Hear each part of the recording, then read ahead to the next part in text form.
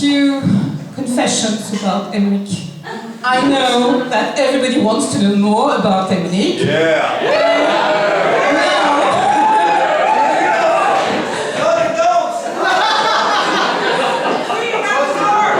And this is especially true for Julia.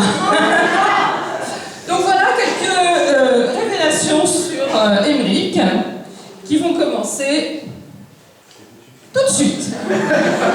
Allez, enchaînez.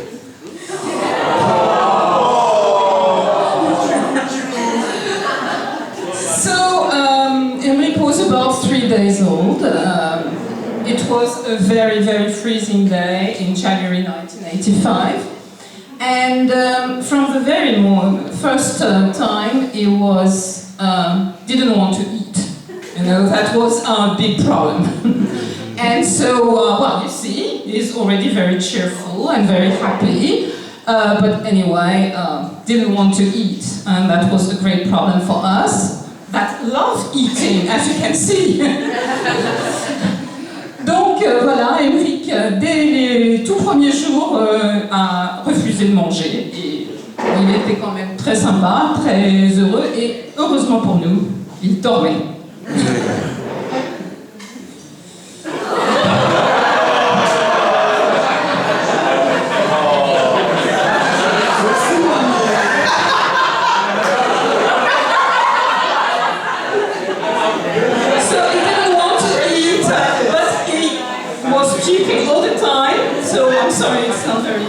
Especially at this time. Donc il ne mangeait pas, mais il adorait les bras de son papa. Son papa. Je ne sais pas si vous connaissez beaucoup d'enfants qui ont été capables de vous dire encore manger aujourd'hui, mais on a déjà mangé hier. So I don't know if you know a lot of kids that are able to say, oh, are we going to eat again today? We already ate yesterday. And so that was Emmerich, you know, and it lasted for a long time. And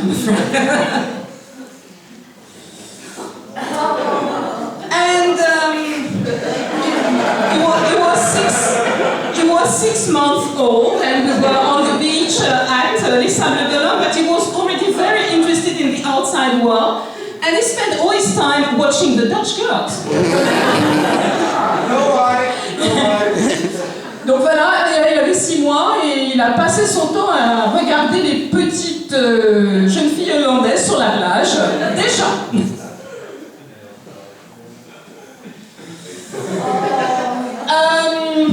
Bon, on n'avait pas trop à se plaindre, il était très joyeux, un petit peu dangereux, un petit peu turbulent, et il adorait se faire prendre en photo, comme vous le voyez.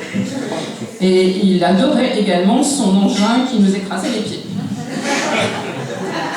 So Emmerich was a bit rough sometimes, but well, quite cheerful, quite laughing, and well, on the whole, we didn't have too much to complain about. But one day he had a little sister, and unfortunately he had always wanted an older brother. And so he was complaining all the time, why didn't I get an older brother? Donc voilà, Emmerich était très mignon, mais tout d'un coup il a eu une petite sœur. Et il n'arrêtait pas de me dire, mais pourquoi j'ai pas eu un grand frère? But still, he was enjoying himself with his sister, and well, as you could see, they're still quite happy together, you know, they've always been very, very much friends. And always getting ready to do a lot of naughty things together. Donc pendant l'ensemble, on n'avait pas à se plaindre, mais ils étaient très très complices, tous les deux. Et quelquefois, ça se terminait pas très très bien. Par exemple...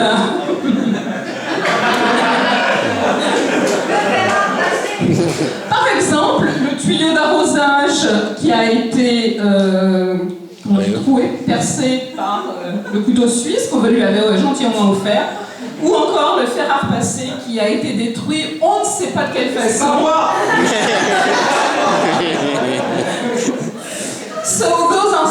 the examples of what they were able to do. So, for instance, Emmerich was getting trained at throwing his knife into the hose, and he charged his sister for being the one that was guilty. Enchaîne. So Emmerich has never been a fan of dressing up. Il a jamais aimé se déguiser. C'est quoi ce dossier?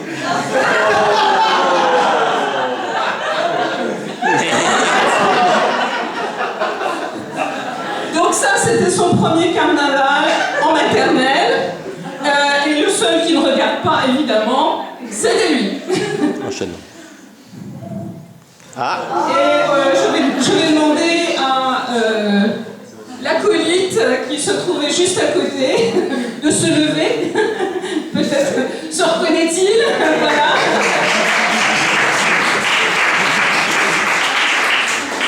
So that was another example of when they were dressing up, and that was really an ordeal for Emmerich every year. So that was one of his birthday parties as well. So again, dressing up. Or even this one, something that he was always complaining about was this yearly city carnival, and so he couldn't stand it really. Voilà, il pouvait vraiment pas supporter le carnaval, et bon, tous les ans, il fallait les traîner de force. But sometimes he was also fascinated by guilt. Et là, c'était le nouvel an 2010 à Istanbul, dressing up.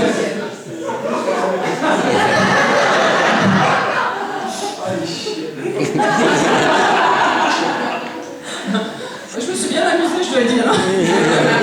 Pas de commentaire. So, as you see, he was great at communication as well. Donc, il aimait beaucoup communiquer. Bon, quelquefois, c'était un peu dangereux.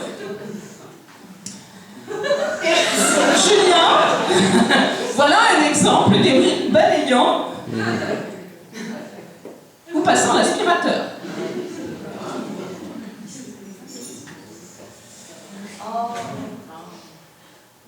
And that's Emmerich and sports. So, for instance, rock climbing, or playing tennis, or even hang gliding. Hang gliding. Trying to swim. try. Judo. He was awful at judo. Cycling. And that was on the victory of the French soccer cup. C'est une crosse, The only one. Donc voilà, Emmerich et les sports, donc le tennis, l'alpinisme, un petit peu de parapente, le judo qui n'était vraiment pas son sport favori, la bicyclette ou encore le football. C'est bien la seule fois où je l'ai vu un peu amateur de football. Et plus tard, later,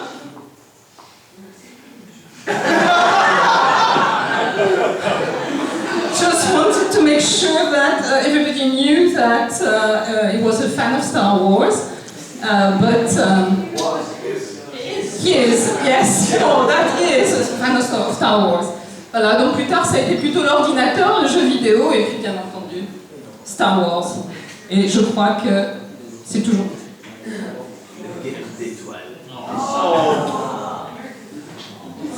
Emmerich et les animaux. Notre chat favori. Mais encore notre marmotte, enfin une marmotte. A marmot in the French Alps. And he was also whispering in the donkey's ears. Donc là, au lieu de murmurer dans l'oreille des chevaux, il murmurait juste dans l'oreille des hommes.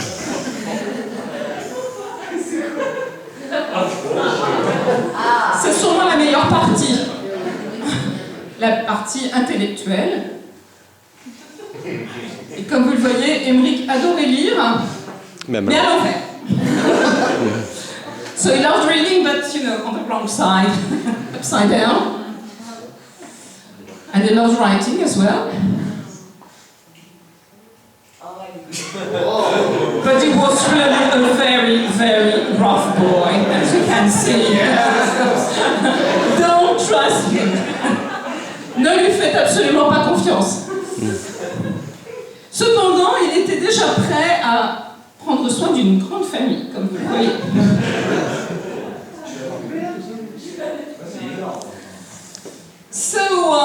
Alors voilà, ça, c'est Emmerich et les transports, et évidemment, je ne vous dirai pas lequel est son favori, mais vous allez tout de suite le deviner. Vous ici, vous reconnaissez l'avion, vous ici, vous reconnaissez peut-être la barrière de corail.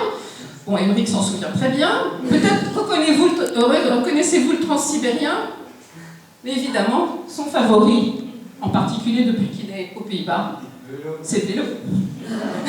So, of course, cycling is his favorite.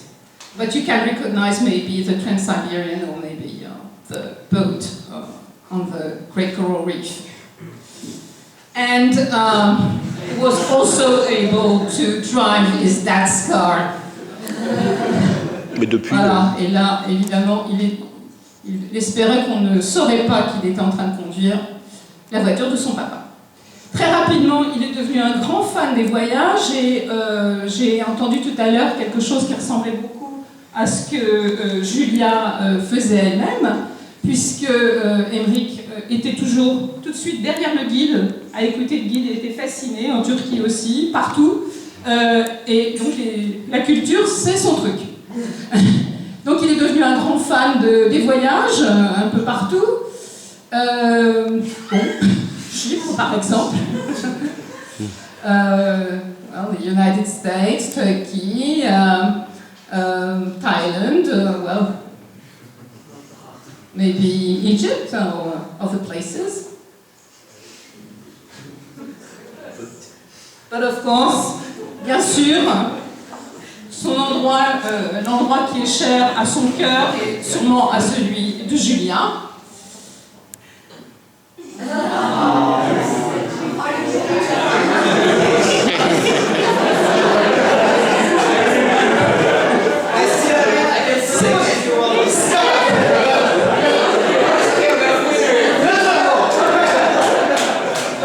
Son endroit favori, bien entendu, l'endroit cher à son cœur et à leur cœur, c'est Bruxelles.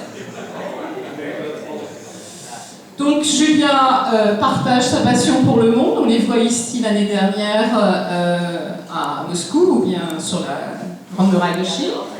So, you know, last year they were in Moscow or on the Great Wall of China. And there was a big surprise that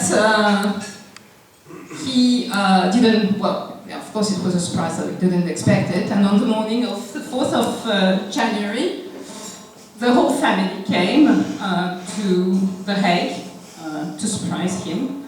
And so, you know, that's one of the pictures that we took of the day when he was 30. Donc ça, c'est le matin du 4 janvier dernier, où il a eu 30 ans, et nous avons débarqué chez lui à l'impromptu. Et il était très surpris parce que juste avant, c'était les témoins de Jéhovah. Et Julien lui disait non, c'est pas la surprise. Bon, allez. Eh ben, j'ai oublié, c'est pas grave. Bon, c'était donc le 17 août dernier, Allez. le mariage, premier épisode, puisque l'épisode 2 est aujourd'hui. Et donc, aujourd'hui, c'est le retour aux sources, back to his roots, and soon, bientôt.